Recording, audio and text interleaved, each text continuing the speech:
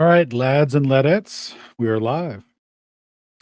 Hello, and welcome to Ether Cosmology Research Night, or Reading and Research Night. Tonight we've got one shortish paper we're going to go through here.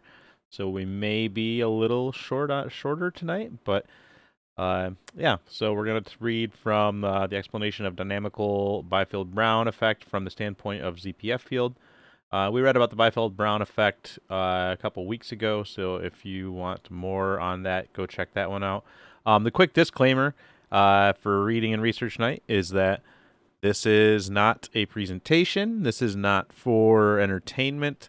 This is us just literally doing reading and research. And so if you want to come read with us, you can join us at discord.gg/ethercosmology.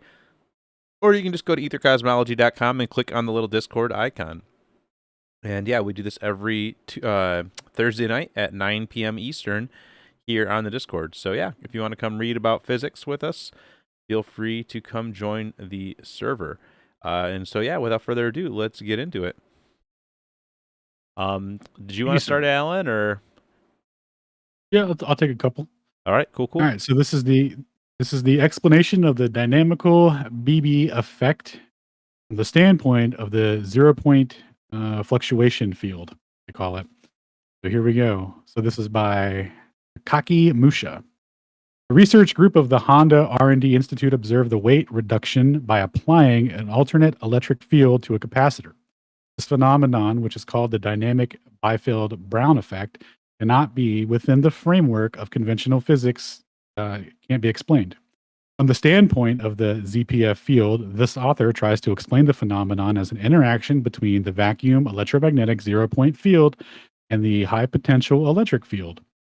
By theoretical analysis, it is considered that the interaction of the 0-point vacuum fluctuations with the high field potential electric can induce a greater momentum for the dielectric material, which would produce a sufficient artificial gravity to propel space vehicles. Very cool. Introduction. This is a speculative paper on the phenomenon that might have space applications in the long term, provided it can be repeated, controlled, and a full explanation found. In 1956, T.T. Brown presented a discovery known as the Byfield-Brown effect, abbreviated from henceforth as BB effect, that a sufficiently charged capacitor with dielectrics exhibited unidirectional thrust in the direction of the positive plate. In recent years, it was confirmed by the research group of the Honda R&D Institute that the weight reduction is observed by applying a high-intensity electric field to the capacitor, shown in citation 2. B.R. Buehler performed the experiments with high-voltage single and parallel plate electric capacitors, which indicated a net force acting on the capacitor's mass.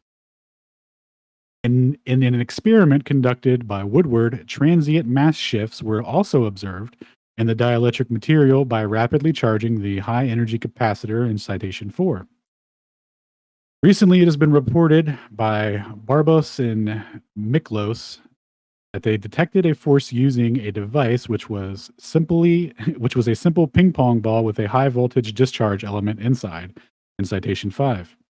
From the experimental result, the device generated a propulsive force that was not due to air movement caused by the ion flow or ionic wind, contrary to the conventional explanation of the generated force due to the ion transfer between the plates of the capacitor, shown in citation 6.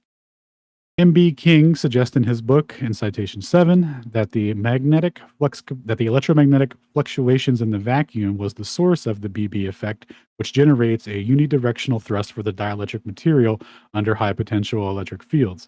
He considered that the slight coherence of the vacuum fluctuations due to the high potential electric field was caused by alterations in the inertial properties of the body with an ionic lattice of rapidly spinning atoms. But its mechanism was not fully explained.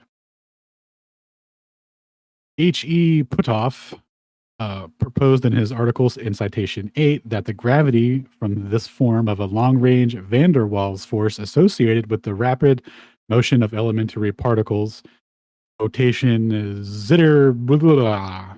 Hey, Alan, sorry to In interrupt. response, Is your stream still going? yeah. Okay, sorry, I gotta report that your stream was done, but okay, my bad. Oh, is it? Oh, and well, 1 second. Sorry for the interruption, Actually, everybody. yeah, I actually don't know. Um, 1 second. and you are showing your window, by the way. Yep. Oh, it looks like you're up. Thank you, sir. Okay. Looks solid to me. Yeah, sorry, my bad. My bad. You're good. You're good. You're good. All right. So Yeah, you're definitely live. Hufflepuff Sorry. proposed in his. Yeah. Okay. All good. 0 point fluctuations. He suggested that if one could somehow modify the vacuum medium, then the mass of the particles or object would change according to the 0 point field theory in citation 9. Using the theory of the 0 point field or 0 point fluctuation field in this paper, this author tries to show that the impulse electric field applied to the dielectric material may produce a sufficient artificial gravity to propel a spacecraft. 2. Section 2. The Honda experiment applying the electric field to the capacitor. From the 1st of February until the 1st of March in 1996, the research group of the Honda R&D Institute conducted experiments to verify the BB effect with the improved experimental device, which rejected the influence of corona discharge and electric wind around the capacitor by setting the capacitor in insulator oil contained within a metallic vessel, as shown in Figure 1. The capacitor used in the experiment was a singular plate made of high permeativity dielectric glass with a thickness of T equals 1 millimeters, with a diameter of D equals 170 millimeters, and a weight of 62 grams. The electric balance used for the experiment had a resolution of 1 milligram. They conducted the experiments for the two cases, DC 18 kilovolts and AC 8 kilovolts pulses, supplied the capacitor by the experimental setup as shown in Figure 2. The circuit diagram for generating the AC pulses is shown in Figure 3. A high AC voltage was supplied to the capacitor through the ignition coil of a ignition coil to produce the rectangular pulse with a repetition of 50 hertz. After amplifying the AC pulse by the ignition coil, the impulse electric field was applied to the capacitor through the diode by changing the polarity to produce a minus bias and a plus bias voltage to the capacitor as shown in this figure. The experimental results measured by the Honda Research Group are shown in Figure 4. In Figure DC1 and Figure DC2 are, we'll go ahead and look at the setup here. Right.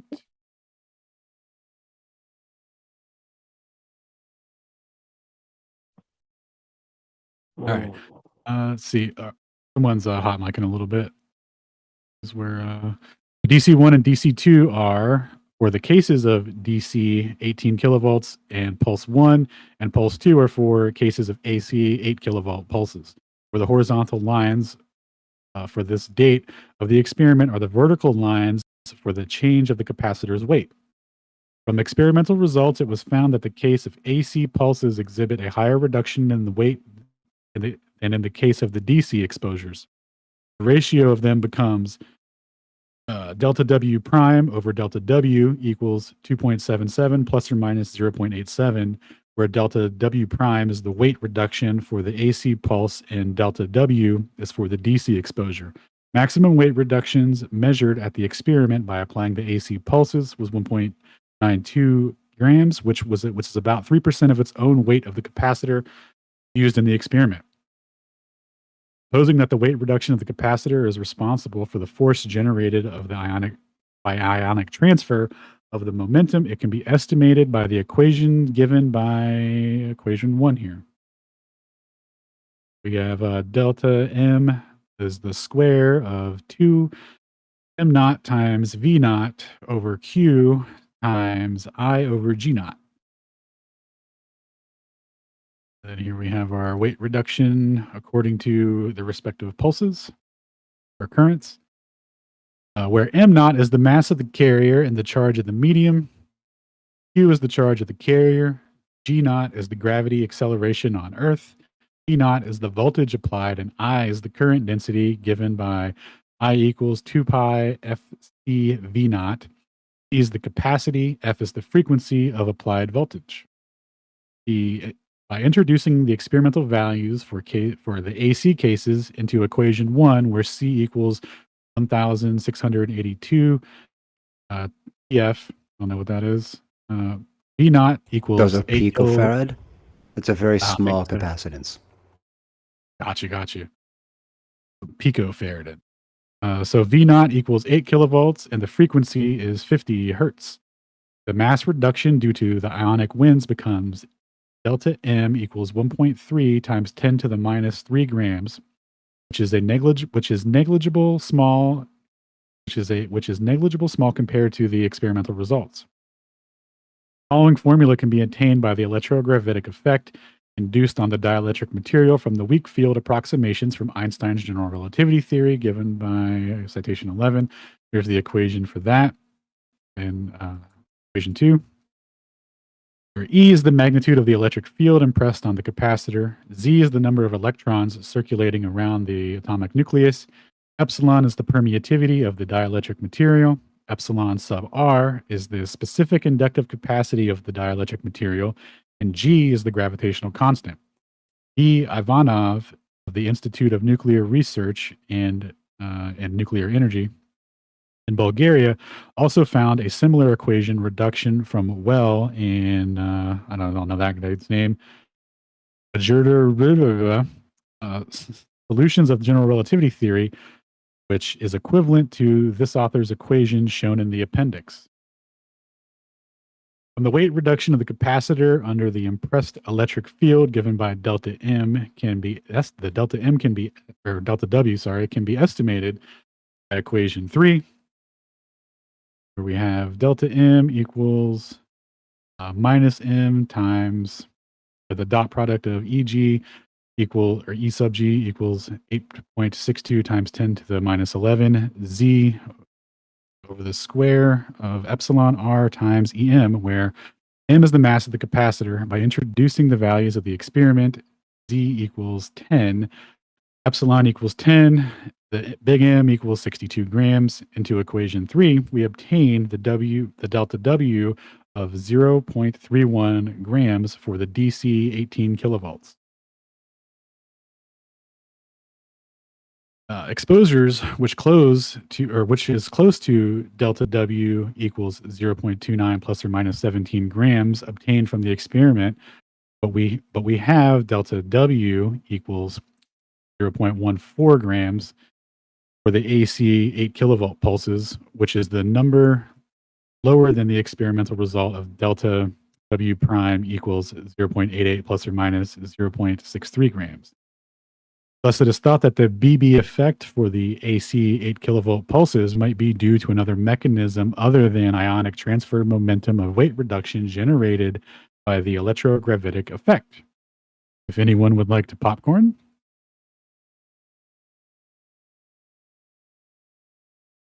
Sure. Is Toby not there? Go for it. 3. Mass shift by the external electromagnetic field.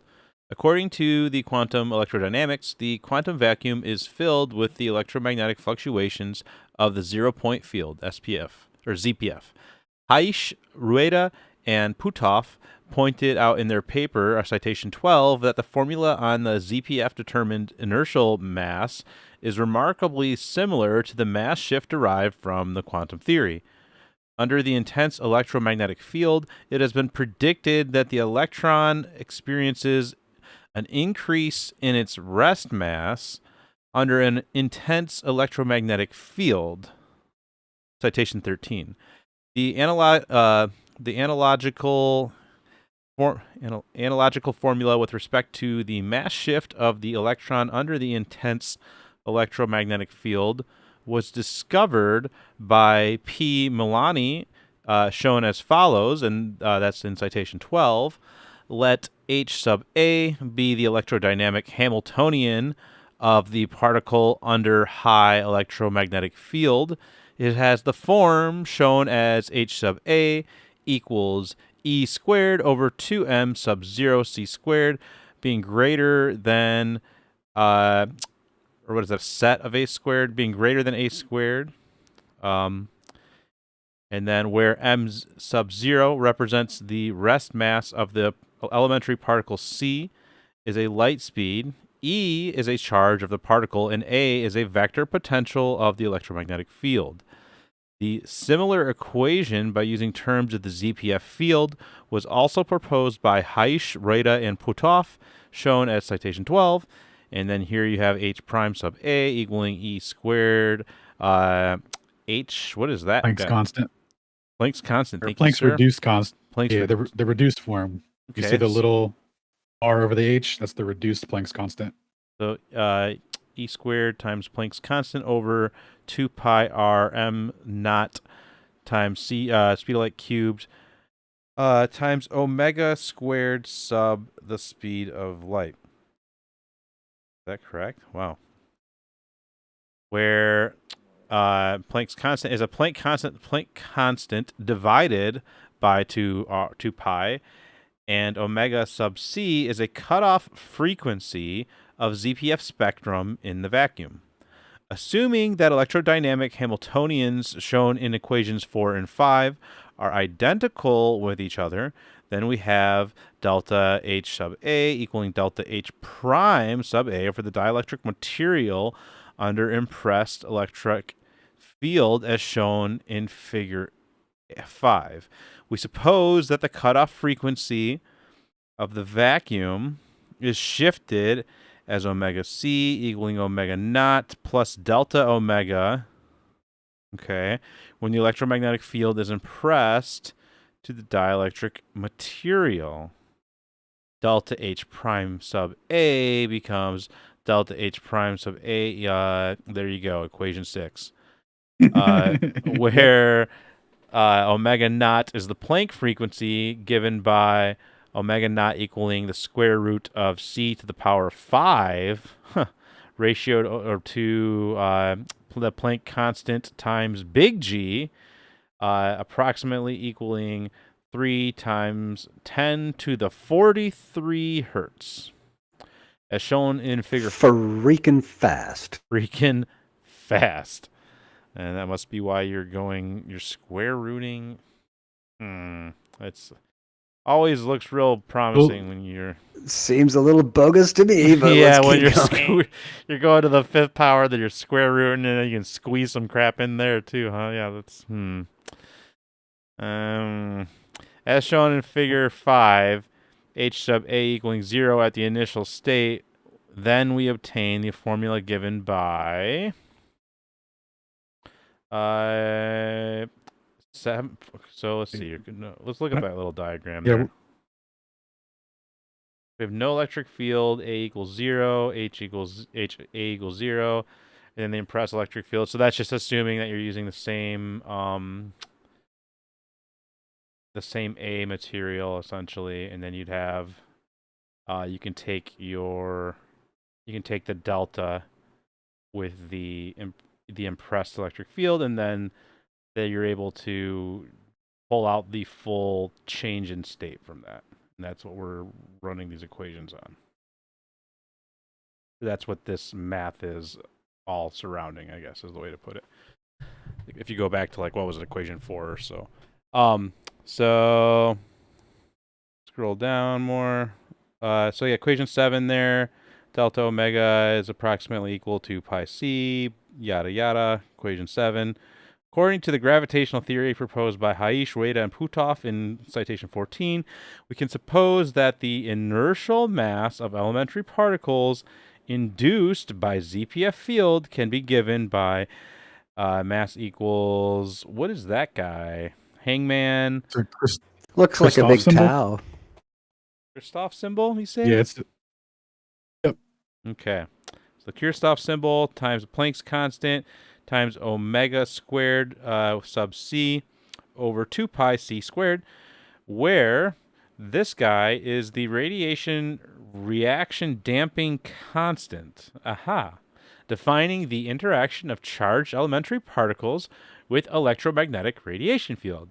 Okay. From which we have delta m over m equals 2 delta omega c or sub c over omega sub c, which equals pi c over the Planck constant times omega squared sub 0, or not, omega squared not, and then a squared. What is that, a set of a squared, or what is that, like, pertaining to a squared?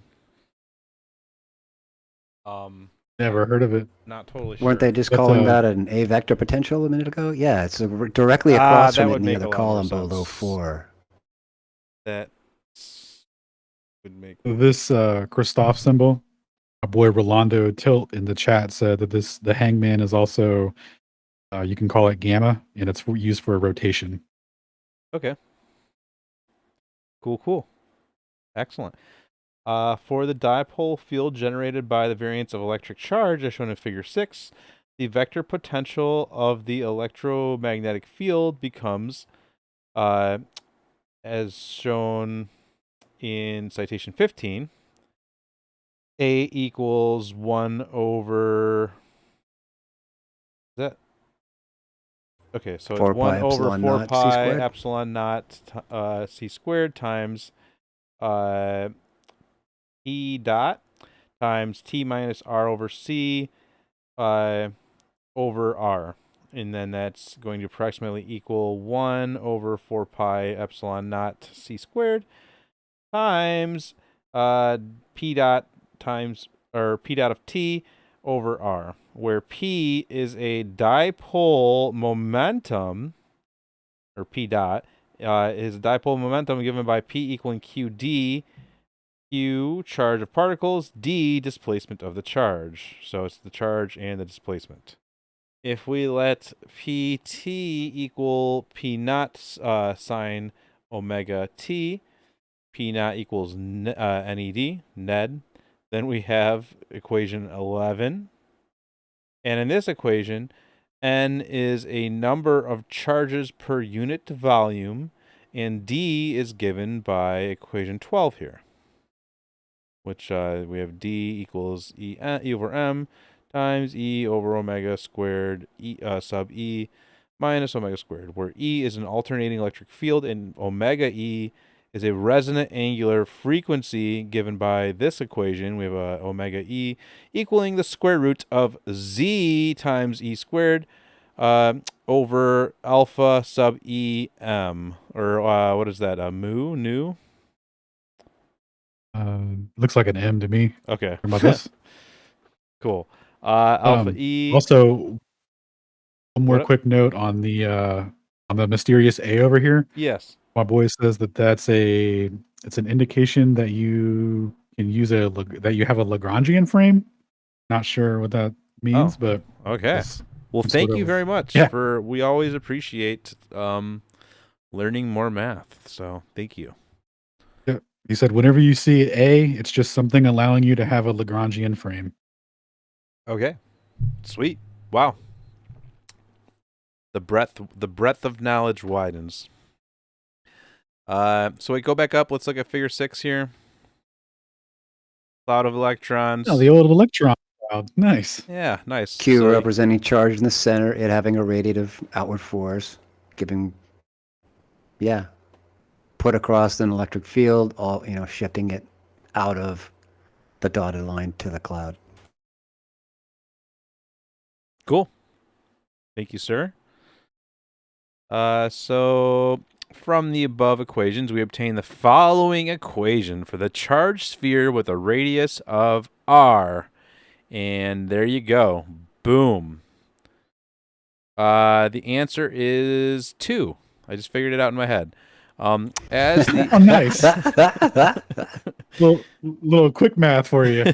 Yep, there you go. It's 2. If anyone was trying to work it Stunning backwards. calculation. Who needs quantum Ooh, I think computing? you- Well, we got Toby.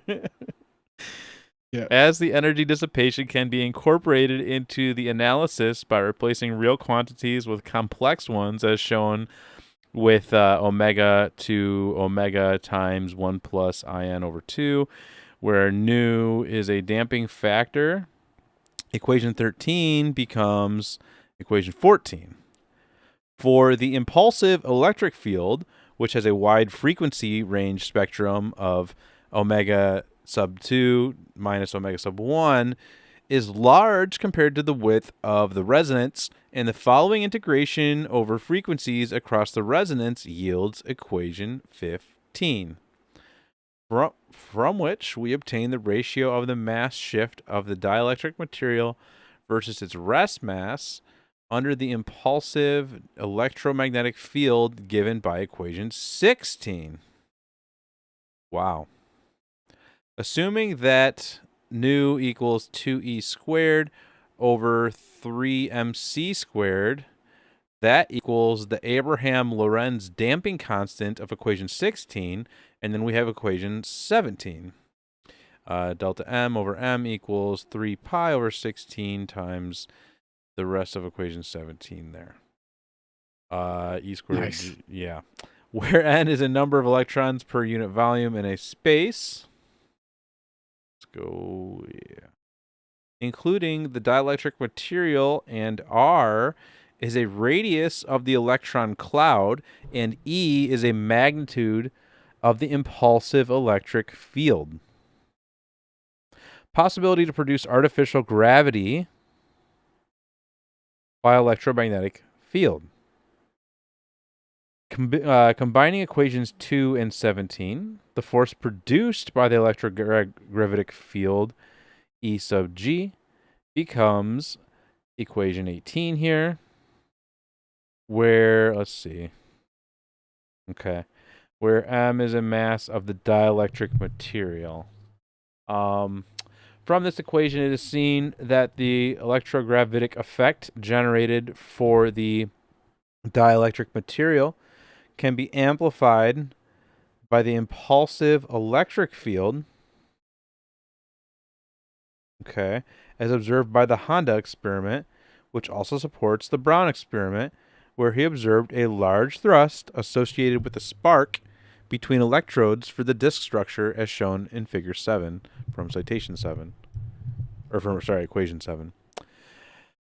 Citation 7, my bad. From equation 18, the new factors which increase the force for the dielectric material are increase the magnitude of an electric field impressed to the dielectric material, increase the number of electrons per unit volume in a space including the dielectric material, increase the radius of the electron cloud in a space including the dielectric material.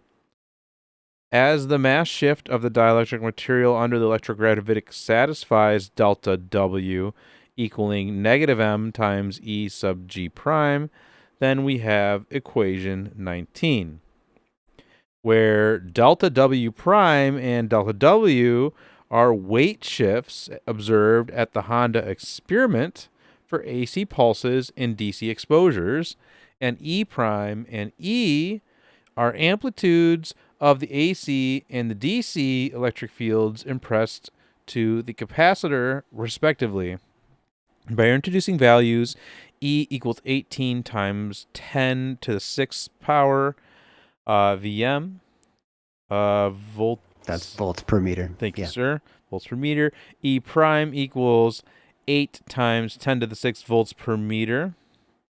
And then R equals 0.5 millimeters. Omega E equals 10 to the 15 radians per second.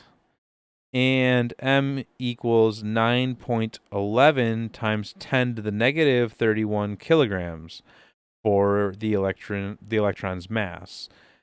Into equation 19, we obtain delta W prime over delta W, which equals 3.2. Oh, I was 1.2 off.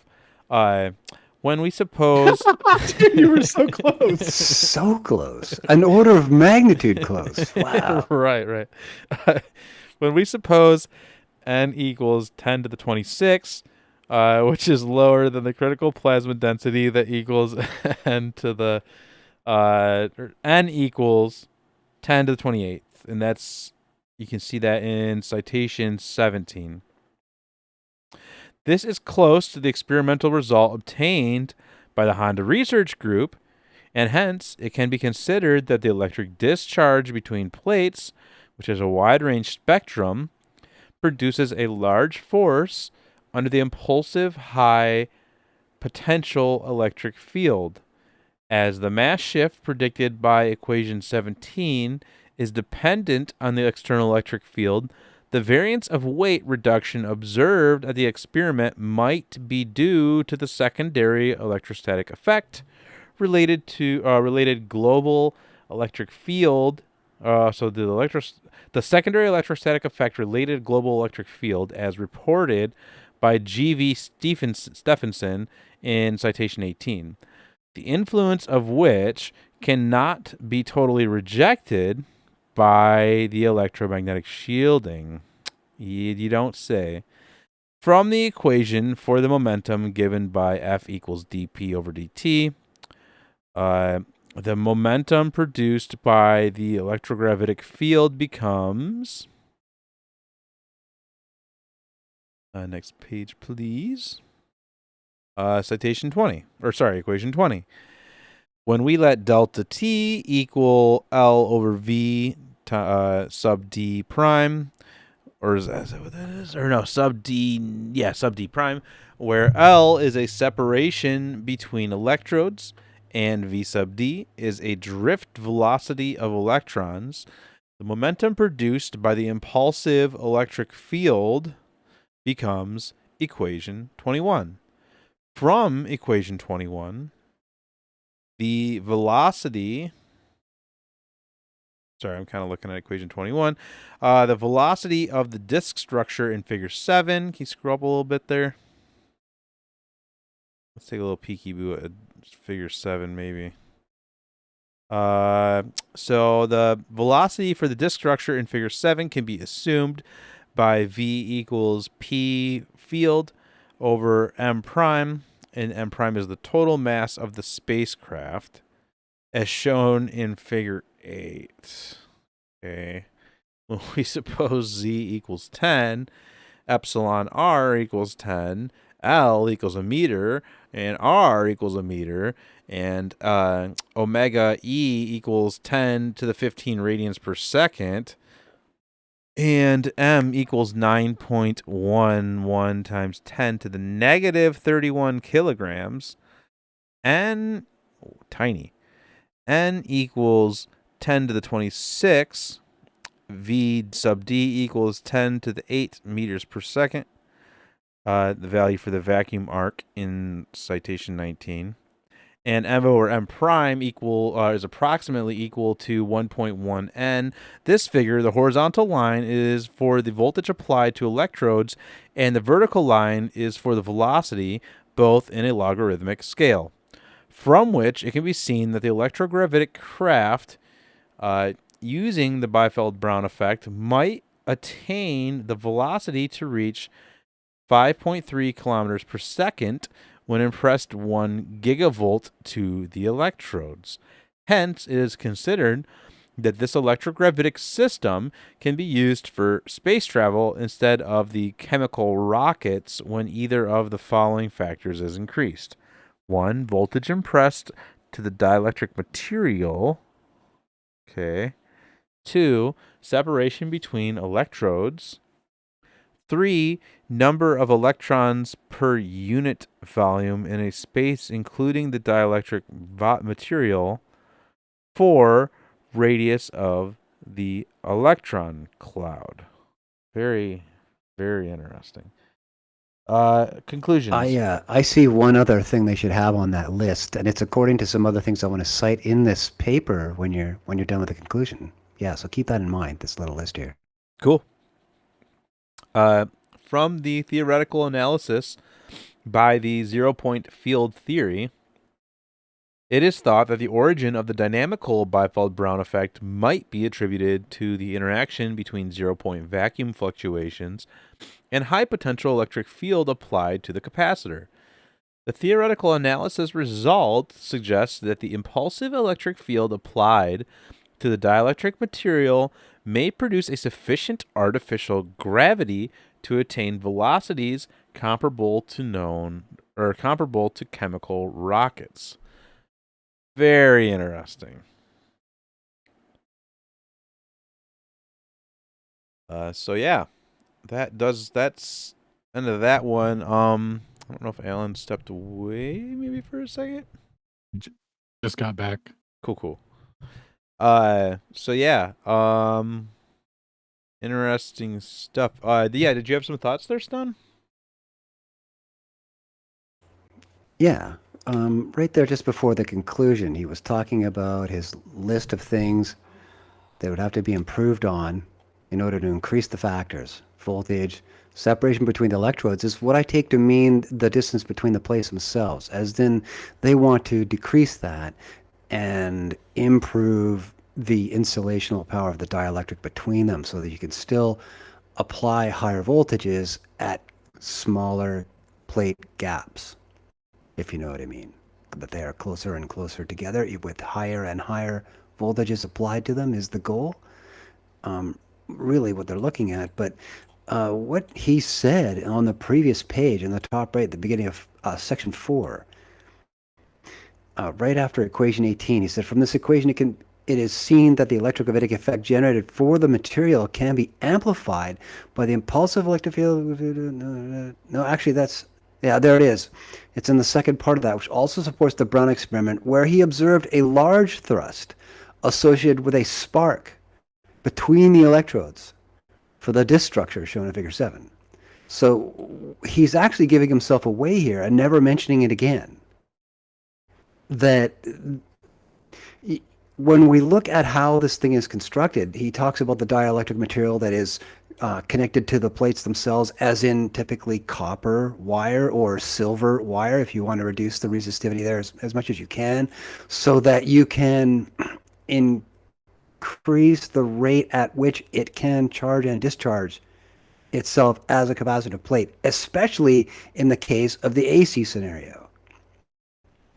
Well, what he's pointing out here by saying that there's a large thrust associated with a spark is this is again catastrophic failure between the two plates where the charge exceeds the rating of the insulation between them. And it is catastrophically resolving its own charge within itself straight to the ground plate instead of through the circuitry out back through the wires that are connecting the plates to the rest of the circuit. Do you guys catch me on what I'm saying there?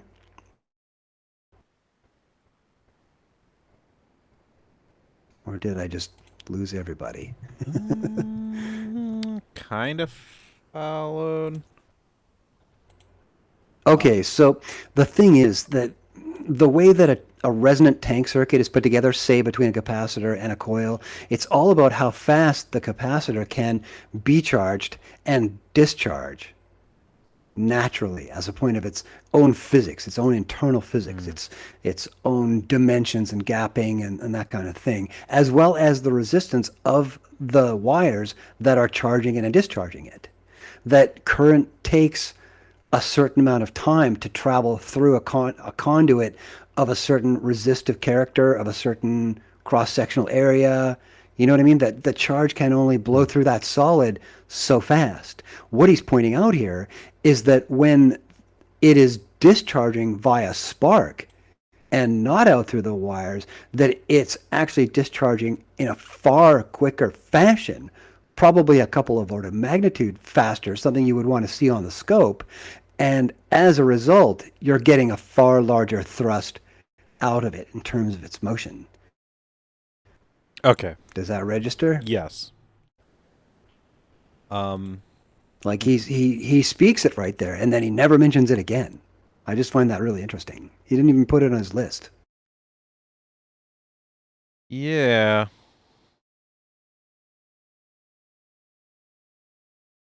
That's super interesting too. Oh, good. It's pretty crucial to how the whole thing would be mechanistically cause propulsion, right? I mean, it's what he's been talking about since the beginning, was the super fast oscillation they're supposed to be using. But I find it so ironic that they're only hitting this thing with 50 hertz. And that's how we're noticing this difference, that the discharge rate at 50 hertz is charging and discharging in both polarities at 100 times per second, right? Well, you know, the spark's doing it way faster than 100th of a second. We're talking a couple of nanoseconds or even, you know, picoseconds, tens or hundreds of them, maybe. That would be my guess in terms of how long it would take that charge to partially resolve as much as it can through a spark gap until finally there isn't enough charge left in that upper plate to maintain that bridge of the gap, so to speak, through the spark itself, and then it stops sparking. You know what I mean? That length of time on to off of the spark itself is incredibly short compared to what they're doing with an AC pulse at 50 hertz or a square wave on and off at the same kind of order of magnitude of frequency. To me, that is so physically mismatched. I'm really surprised it got past these guys when they're so balls deep into the formulae, but they missed that on the practical side, the first order practical side. You know what I mean? Sounds about right. I mean, it's pretty par for the course.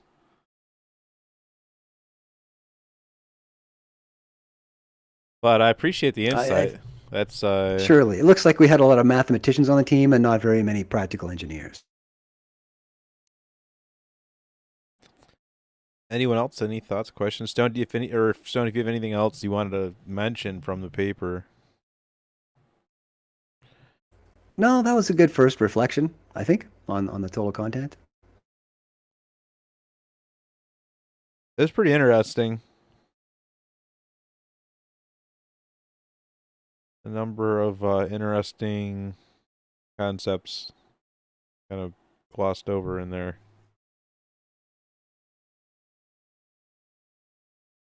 Well, cool. I don't really have anything else. Anyone else have anything? We could really just kind of wrap things up here at this point, probably. If no one else has any final thoughts or questions or anything.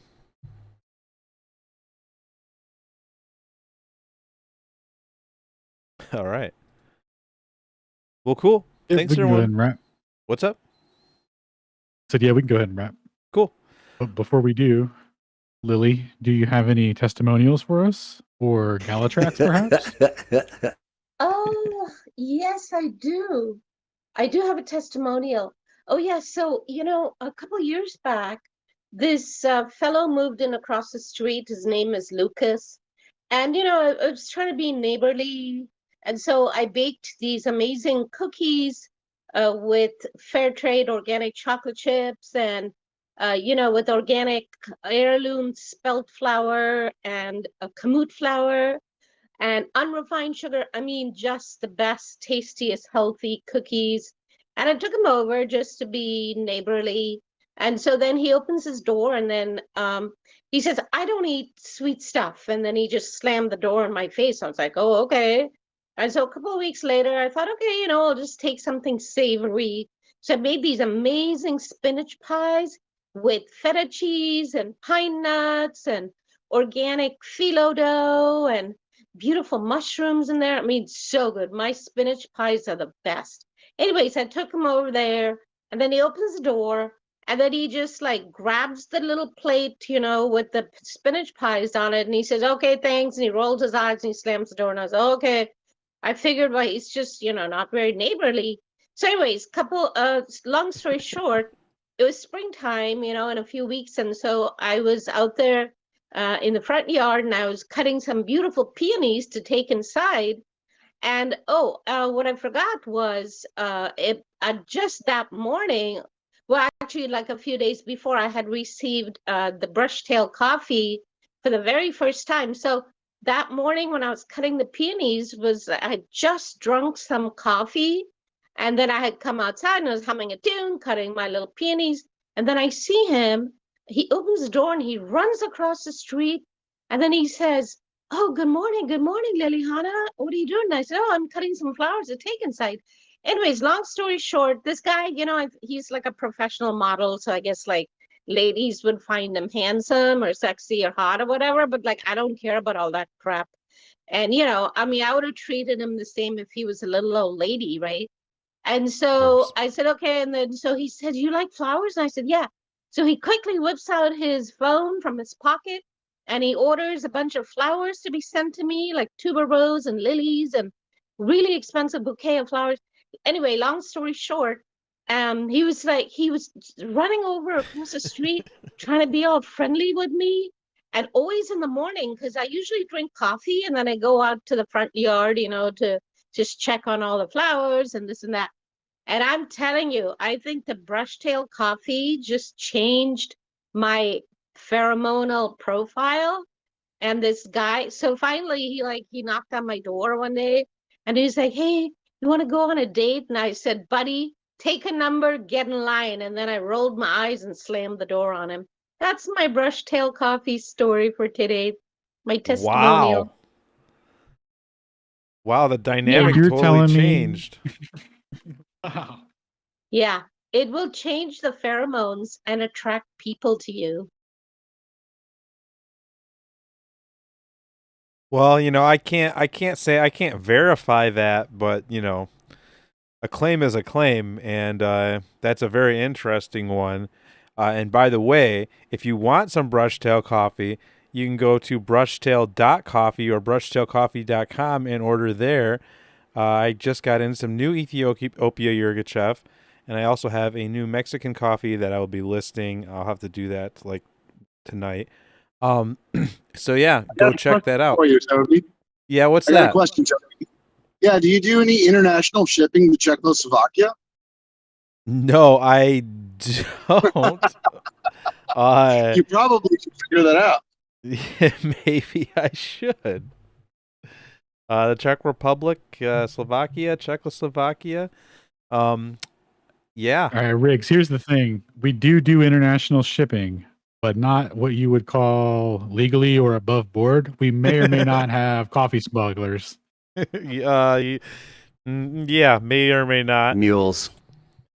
We sneak, Yes, we coffee sneak mules. we sneak it in bags of drugs, and we pretend like we're smuggling drugs, but we're really smuggling coffee. That's how we get the coffee over the borders. That's Do you remember a- that time the little- ADF raided your shipping container and they were looking for drugs and all they found was delicious fresh roasted coffee with an Well, with a roasted date on it? But that started its that's own how they war. mask the smell. That's the success. You've got to put shitty coffee around it when you pack it in, so the dogs will smell the shitty coffee and they won't smell the good stuff. and That's find yours. brilliant. That's brilliant. Well, okay. Well, maybe we have some new tricks up our sleeve for shipping to the Czechoslovakia now. So yeah. I thought coffee We're starting a is coffee drug. cartel. Isn't coffee a drug? Yeah. I mean, I don't know how you inject your brushtail coffee intravenously, but that's how I take it. Yeah, I think it technically is. Caffeine definitely technically is. So yeah. There you go. You're on the schedule. That's right. Yeah, it's funny. I get text messages from some people and they're like asking for descriptions like, oh, it kind of smells like this and it's, got a flavor like this, and it definitely starts to feel like I'm a drug dealer sometimes. Definitely. Oh, the Ethiopian one got right the now. I'm stuff. really enjoying it, Toby. I gotta order some more. Hey, Dave, I got the stuff. Let me in. Exactly. You got that Ethiopian fresh blend sticky icky? Yeah, hook you up. Just go to the web page, order some quote unquote, order some whatever, and then I'll send you what you really want. No stems, no seeds, no beaks. Can I get a beaks, package no of that? penguin beaks. I need a package of that sticky icky. I take care of it, boys. But yeah, for real, check it out, brushtail.coffee. I really do roast the coffee myself on my grill. But yeah, I think we can wrap it up then, unless there's any other final things. Oh, did you want to plug tomorrow night or whatever? Yes, sir. So tomorrow night, Flat Earth Fridays, episode 113. And then on Tuesday, 8 p.m., Shane will be doing a presentation on the nature of electricity. So hopefully we'll get into that. Oh, goody. Very cool. And that's all we got coming up. Very, very cool. Awesome. Well, thanks everyone for being here. And